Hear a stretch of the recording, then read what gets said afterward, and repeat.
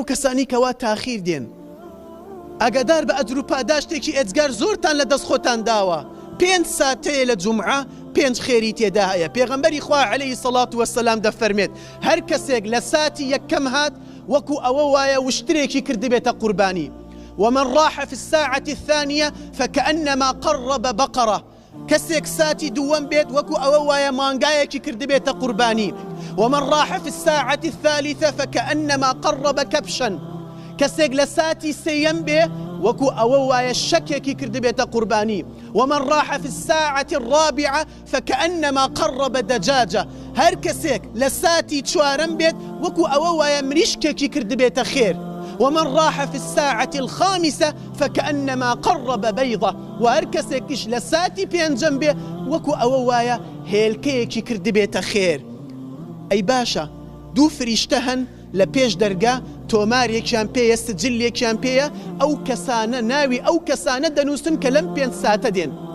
كاتيك إمام شوية سر منبر وتي السلام عليكم ورحمة الله وبركاته دستي كربة وتاردان ئەو دوو فریشتەیە ئەو سجلە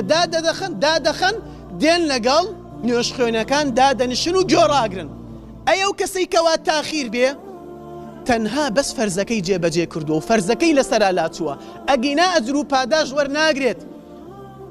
و خاڵێکی دیکە لە کۆتاییدا تێبینیە کە براکەم کاتێک دەیتە ژوورەوە بانگ ئەدا چاوەڕێ مەکە مەوەستا چاوەڕێی بانگەکە بکەیت و وەڵامی دەیتەوە نە یەکسەر نوێژەکەت کە چونکە گۆڕاگرتن لە ئیمام واجبە و وەڵامدانەوەی بانگ سونەتە فلێرە کە جێبەجێکردنی واجب ئەولاترە لە جێبەجێکردنی سونەت بۆیە دووبارەی دەکەمەوە ئەگەر هاتیتە ژوورەوە بانگی ئەدا یەکسەر نوێژەکەت کە چاوەڕێ مەکە وەڵامی بانگەکە بدەیتەوە چونکە گۆڕاگرتن لە ئیمام ئەولاترە لەوەی کەوە وەڵامی بانگەکە بدەیتەوە و کاتێکیش هاتی بۆن لە خۆتدا هەندێکێ وەڵڵاهی براکانم پێش چەند وتارێک هەندێ لە خەڵکی هەیە یعنی دێنگلەیەکن ئەڵێ مامۆستا ئەمڕۆ لە تەگێکێ نوێژم کرد بۆن جگەرەکەی کوشتمی بێزارمی کرد نەمزانی چۆن نوێژەکەم تەواو کرد براکەم گونەحباری برای بەڕێزم کە تۆ جگەرا خۆی وەکو ئەوە وایە چۆن کەسێک سیر و پیاز بخوا گوناحە بێر بۆ مزگەوت ئەو جگەرەیەش هەمان کات گوناحە باسی حرامەکەی ناکەم ئەوە هیچ حرامە تۆ بیخۆی بەس کە تۆ ئەی خۆیت و پێشەوەی بێ بۆ وتار جگەرەیەکە کێشی لە دەرەوەی مزگەوتەکە و دەیتە وتار ئاگاداری خۆت بکاکە ئەو بۆنت برای موسڵمانت ئیزعاجەکە کە ئیزعاجی ئەکە گونەحباری برای بەڕێزم بۆن لە خۆتدا بۆن